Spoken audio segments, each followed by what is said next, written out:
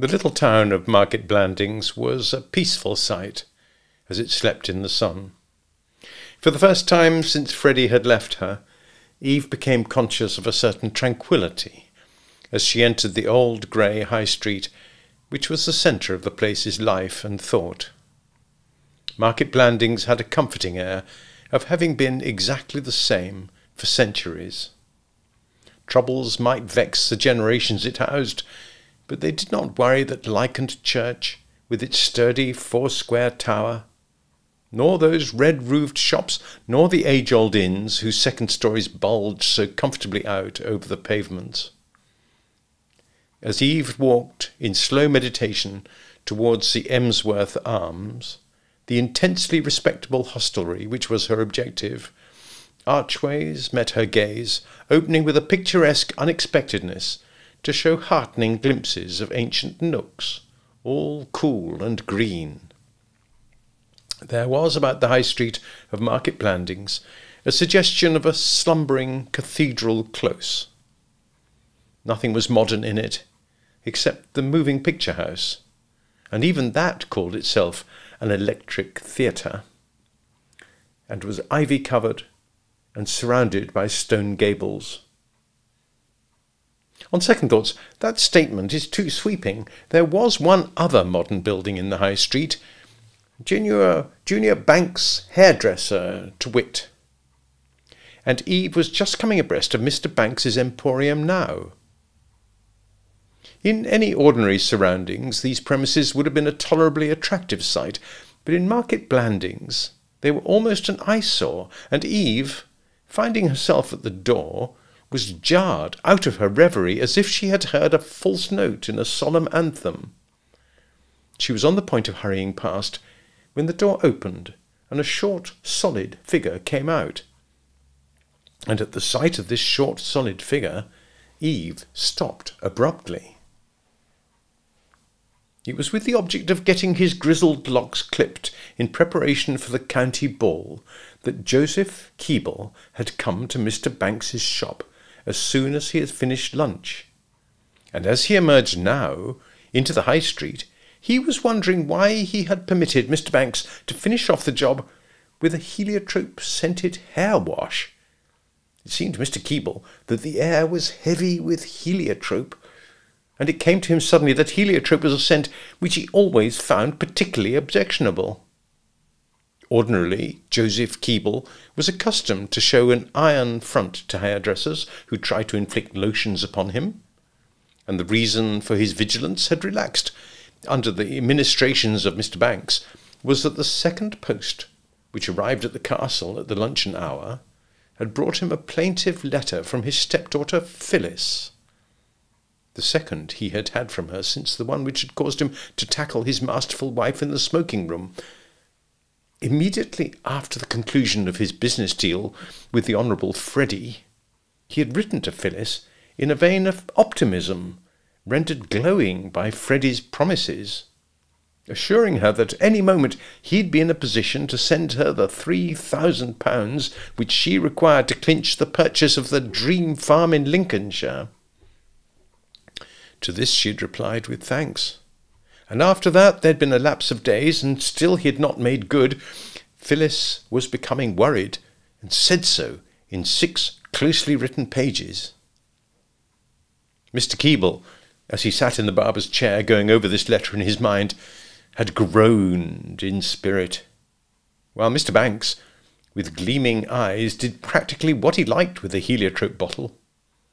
Not for the first time since the formation of their partnership, Joseph Keble was tormented with doubts as to his wisdom in entrusting a commission so delicate as the purloining of his wife's diamond necklace to one of his nephew Freddie's known feebleness of intellect. Here, he told himself unhappily, was a job of work which would have tested the combined abilities of a syndicate consisting of Charles Peace and the James brothers, and he had put it in the hands of a young man who in all his life had only once shown genuine inspiration and initiative, on the occasion when he had parted his hair in the middle, at a time when all the others at the Bachelors' Club were brushing it straight back. The more Mr. Keeble thought of Freddie's chances, the slimmer they appeared. By the time Mr. Banks had released him from the spotted apron, he was thoroughly pessimistic. And as he passed out of the door, so perfumed that the winds were love-struck with him, his estimate of his colleague's abilities was reduced to a point where he began to doubt whether the stealing of a mere milk can was not beyond his scope. So deeply immersed was he in these gloomy thoughts that Eve had to call his name twice before he came out of them. "Oh, Miss Halliday," he said apologetically, "I beg your pardon. I was thinking."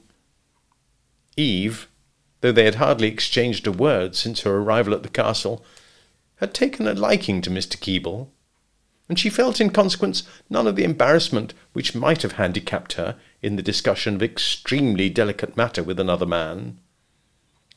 By direct nature, she was direct and straightforward. She came to the point at once. "Can you spare me a moment or two, Mr. Keeble?" she said. She glanced at the clock on the church tower and saw that she had ample time before her own appointment.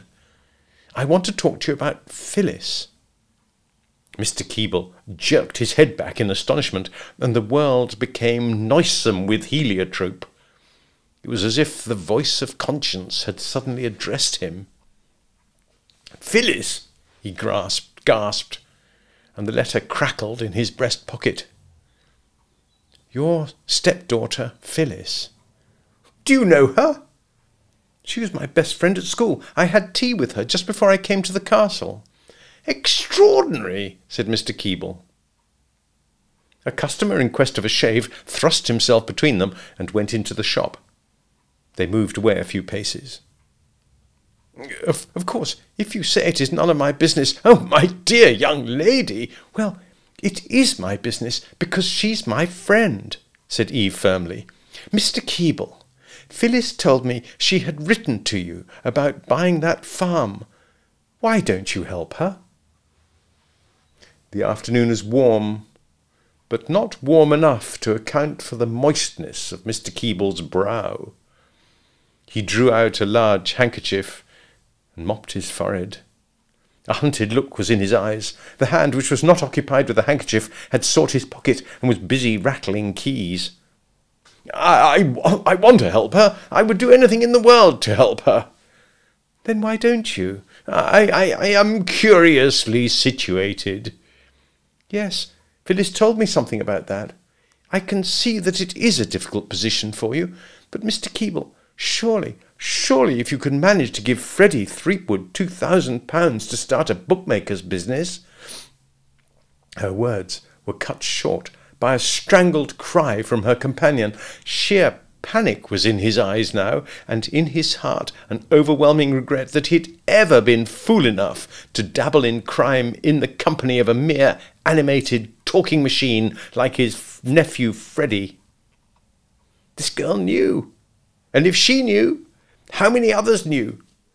The young imbecile had probably babbled his hideous secret into the ears of every human being in the place who had listened to him.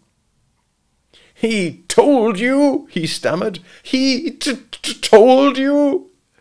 "Yes, just now." "Oh!" muttered Mr. Keeble brokenly. Eve stared at him in surprise. She could not understand this emotion. The handkerchief, after a busy session, was lowered now, and he was looking at her imploringly. "You haven't told anyone?" he croaked hoarsely. "Of course not. I said I'd only heard of it just now." "You wouldn't tell anyone?" "Why should I?" Mr. Keeble's breath, which had seemed to him for a moment gone for ever, began to return timidly. Relief, for a space, held him dumb. What nonsense, he reflected. These newspapers and people talked about the modern girl. It was this very broad-mindedness of hers, to which they objected so absurdly, that made her a creature of such charm. She might behave in certain ways in a fashion that would have shocked her grandmother, but how comforting it was to find her calm and unmoved in the contemplation of another's crime. His heart warmed to Eve. "You're wonderful," he said. "What do you mean?" Of course, argued Mr. Keeble, it isn't really stealing. What? I shall buy my wife another necklace. You will? What? So everything will be all right. Constance will be perfectly happy. And Phyllis will have her money and... Something in Eve's astonished gaze seemed to smite Mr. Keeble. Don't you know? He broke off. No? Know what? Mr. Keeble perceived that he had wronged Freddie. The young ass had been a fool even to mention the money to this girl, but he had at least, it seemed, stopped short of disclosing the entire plot. An oyster-like reserve came upon him. Nothing, he said hastily. Forget what I was going to say. Well, I must be going. Eve clutched wildly at his retreating sleeve. Unintelligible though his words had been, one sentence had come home to her, the one about Phyllis having her money. It was no time for half measures. She grabbed him. Mr. Keeble, she cried urgently, I don't know what you mean, but you were just going to say something which sounded... Mr. Keeble, do trust me. I'm Phyllis's best friend, and if you've thought out any way of helping her, I wish you would tell me. You must tell me. I might be able to help. Mr. Keeble, as she began her broken speech, had been endeavouring with deprecatory tugs to disengage his coat from her grasp, but now he ceased to struggle. Those doubts of Freddie's efficiency which had troubled him in Mr. Banks's chair still lingered. His opinion that Freddie was but a broken reed had not changed. Indeed, it had grown. He looked at Eve. He looked at her searchingly.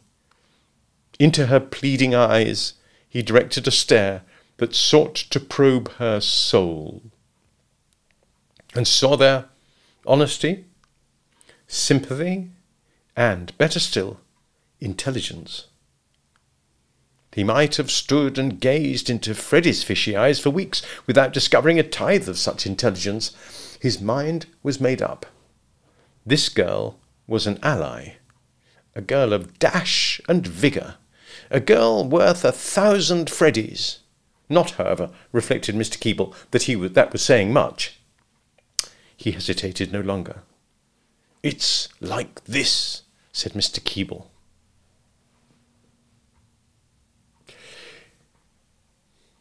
The information, authoritatively conveyed to him during breakfast by Lady Constance, that he was scheduled that night to read select passages from Ralston MacTodd's Songs of Squalor to the entire house party assembled in the big drawing-room, had come as a complete surprise to Psmith and to his fellow guests, such of them as were young and of the soulless sex, as a shock from which they found it hard to rally.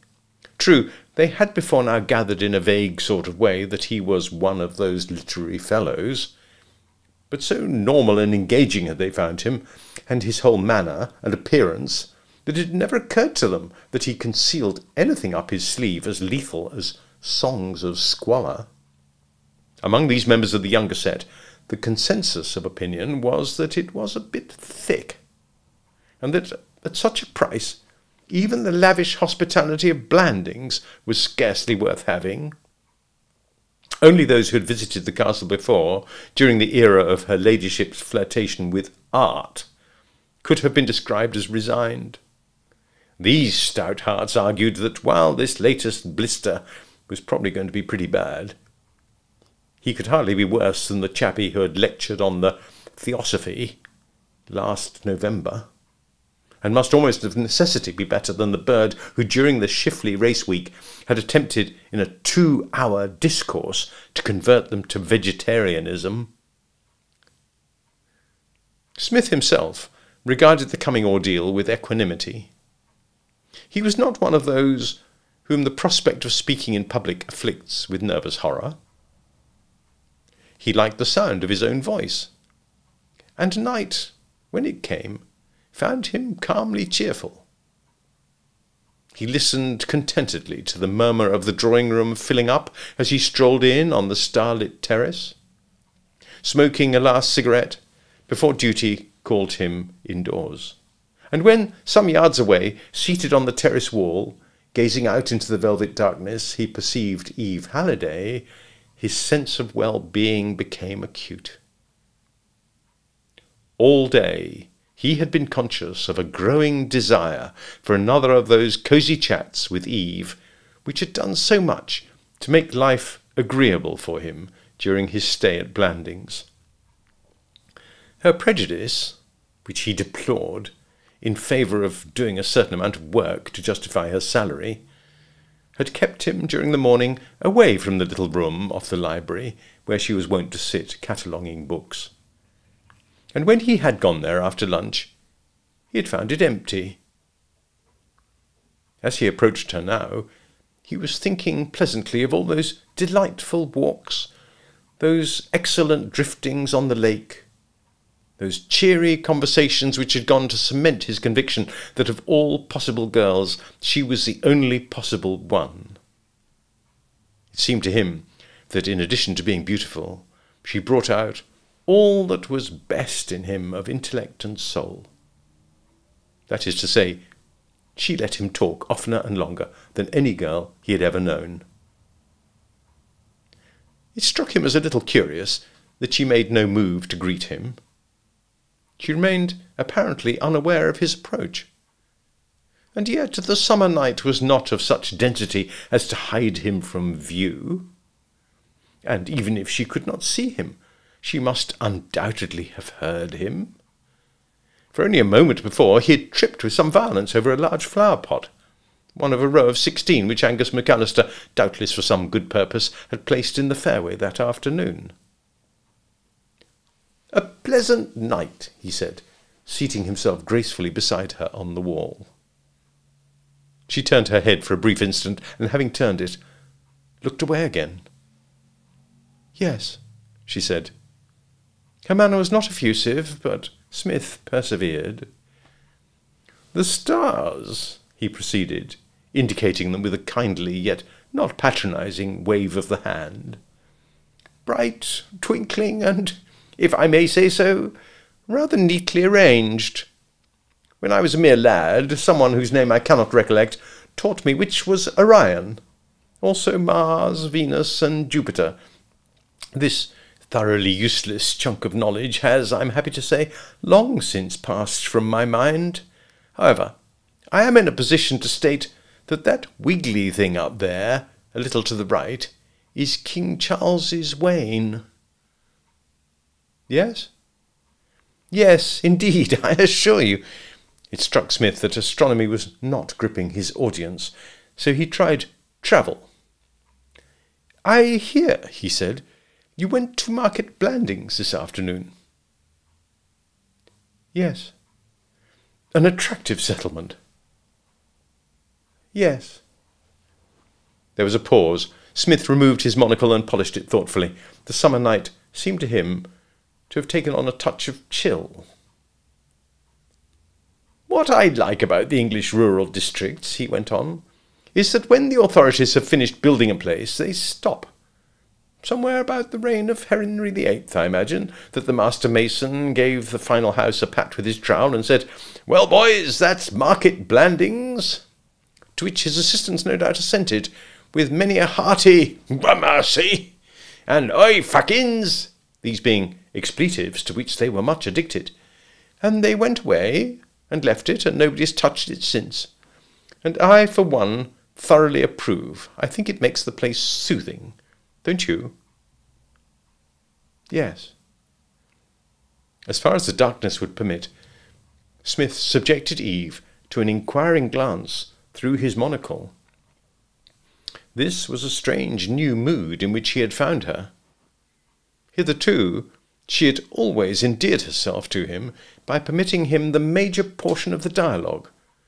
They had usually split conversations on at least a 75-25 basis, and though it gratified Smith to be allowed to deliver a monologue when talking with most people, he found Eve more companionable when in a slightly chattier vein.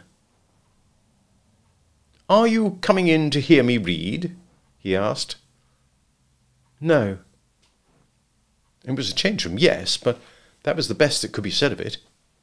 A good deal of discouragement was always required to damp Psmith, but he couldn't help feeling a slight diminution of buoyancy. However, he kept on trying. "You show your usual sterling good sense," he said approvingly.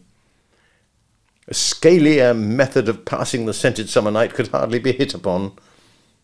He abandoned the topic of the reading. It didn't grip, that was manifest. It lacked appeal. "I went to Market Blandings this afternoon too," he said. "Comrade Baxter informed me that you had gone thither, so I went after you. Not being able to find you, I turned in for half an hour at the local moving picture palace. They were showing episode 11 of a serial. It concluded with the heroine, kidnapped by Indians, stretched on the sacrificial altar with the high priest making passes at her with a knife. The hero, meanwhile, had started to climb a rather nasty precipice on his way to the rescue. The final picture was a close-up of his fingers slipping slowly off a rock. Episode 12 next week." Eve looked out into the night without speaking. "I'm afraid it won't end happily," said Smith with a sigh. "I think he'll save her." Eve turned on him with a menacing abruptness. "Shall I tell you why I went to Market Blandings this afternoon?" she said. "Do," said Smith cordially. "It's not for me to criticise, but as a matter of fact, I was rather wondering when you were going to begin telling me all about your adventures. I've been monopolising the conversation." "I went to meet Cynthia." Smith's monocle fell out of his eye and swung jerkily on its cord. He was not easily disconcerted, but this unexpected piece of information, coming on top of her peculiar manner, undoubtedly jarred him. He foresaw difficulties, and once again found himself thinking hard thoughts of this confounded female who kept bobbing up when least expected. How simple life would have been, he mused wistfully, had Ralston MacTodd only had the good sense to remain a bachelor. "Oh, Cynthia," he said. "Yes, Cynthia," said Eve. The inconvenient Mrs. MacTodd possessed a Christian name admirably adapted to being hissed between clenched teeth, and Eve hissed it in this fashion now. "Cynthia!" It became evident to Smith that the dear girl was in a condition of hardly suppressed fury, and that trouble was coming his way. He braced himself to meet it.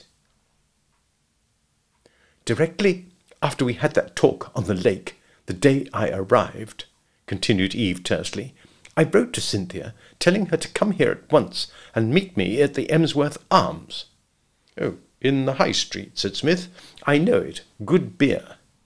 "What?" I said they sell good beer." "Never mind about the beer," cried Eve. No, I merely mentioned it in passing. "At lunch today, I got a letter from her saying that she would be there this afternoon, so I hurried off. I wanted—" Eve laughed, a hollow, mirthless laugh, in a calibre which even the Honourable Freddie Threepwood would have found beyond his powers, and he was a specialist. "I wanted to try to bring you two together. I thought that if I could see her and have a talk with her, that you might become reconciled."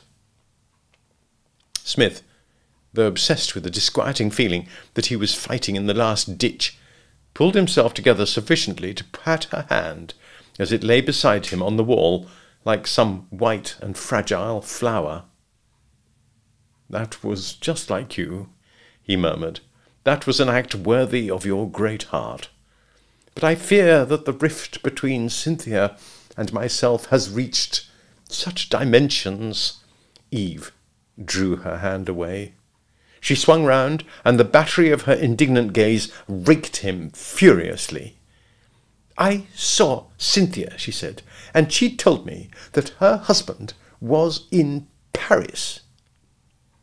"Now, how in the world," said Smith, struggling bravely, but with a growing sense that they were coming over the plate a bit too fast for him, "how in the world did she get an idea like that?" "Do you really want to know?" "I do indeed. Then I'll tell you. She got the idea because she had had a letter from him begging her to join him there.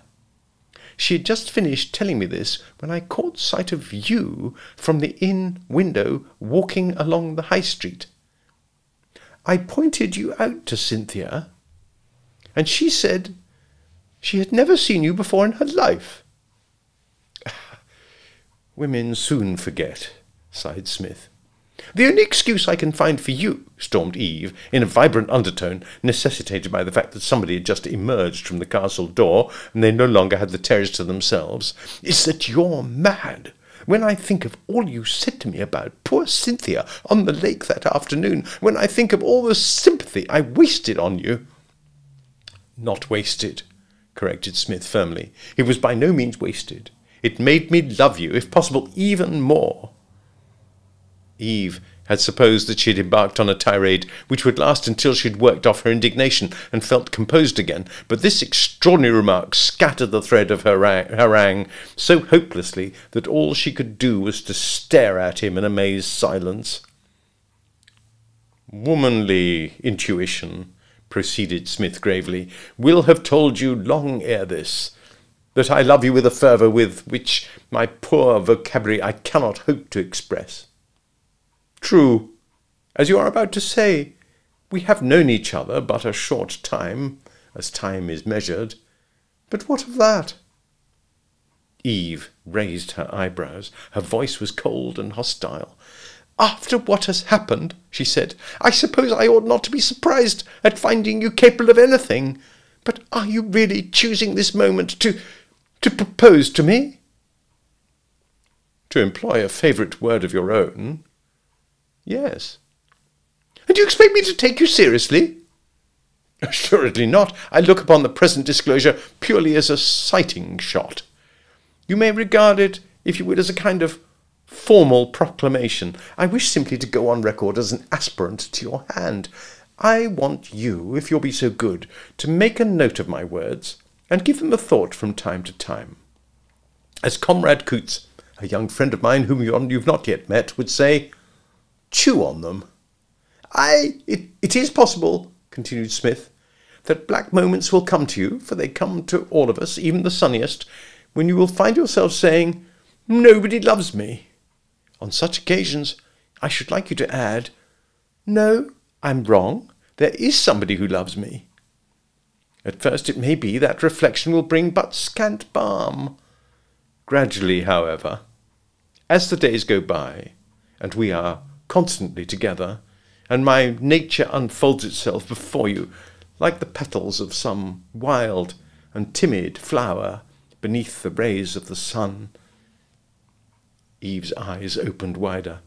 She had supposed herself incapable of further astonishment, but she saw that she had been mistaken. You surely aren't dreaming of staying on here now? She gasped. Most decidedly. Why not? But what is to prevent me telling everybody that you are not Mr. McTodd?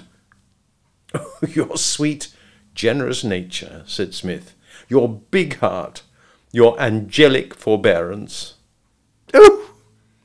Considering that I only came here as McTodd, and if you had seen him you'd realise that he is not a person for whom the man of sensibility and refinement would lightly allow himself to be mistaken, I say, considering that I only took on the job of understudy, so as to get near the castle, and to be near you, I hardly think that you'll be able to bring yourself to get me slung out. You must try to understand what happened. When Lord Emsworth started chatting with me, under the impression that I was Comrade McTodd, I encouraged the mistake purely with a kindly intention of putting him at his ease. Even when he informed me that he was expecting me to come down to Blandings with him on the 5 o'clock train, it never occurred to me to do so. It was only when I saw you talking to him in the street, and he revealed the fact that you were about to enjoy his hospitality, that I decided that there was no other course open to the man of spirit.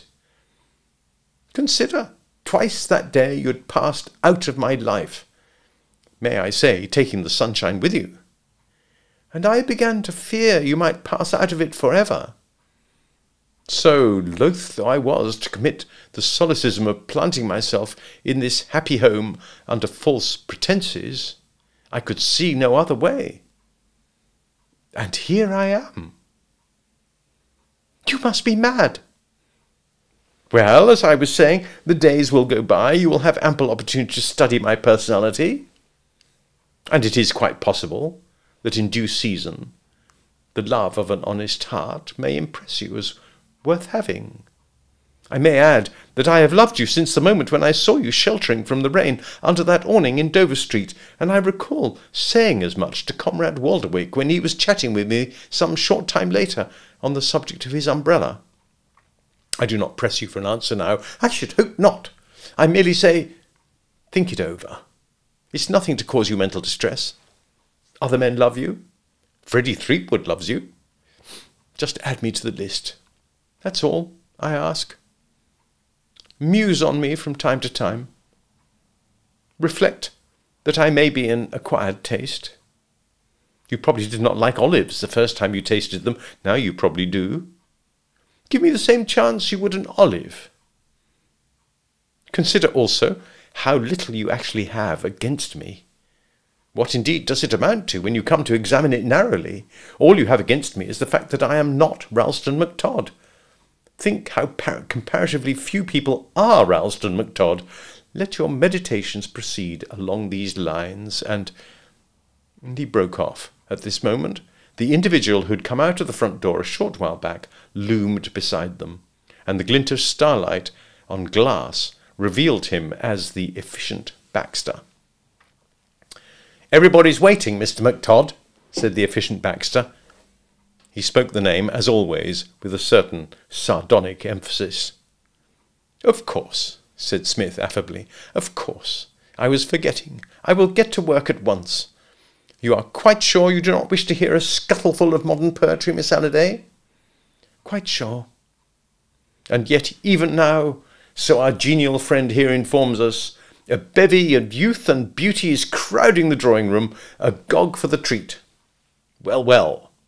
It is these strange clashings of personal taste which constitute what we call life. I think I'll write a poem about it some day. Come, Comrade Baxter, let us be up and doing. I must not disappoint my public."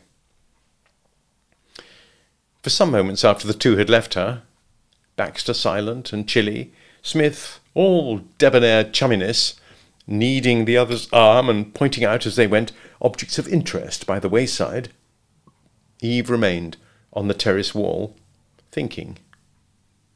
She was laughing now, but behind her amusement there was another feeling, and one that perplexed her. A good many men had proposed to her in the course of her career, but none of them had ever left her with this odd feeling of exhilaration. Smith was different from any other man who had come her way, and difference was a quality which Eve esteemed.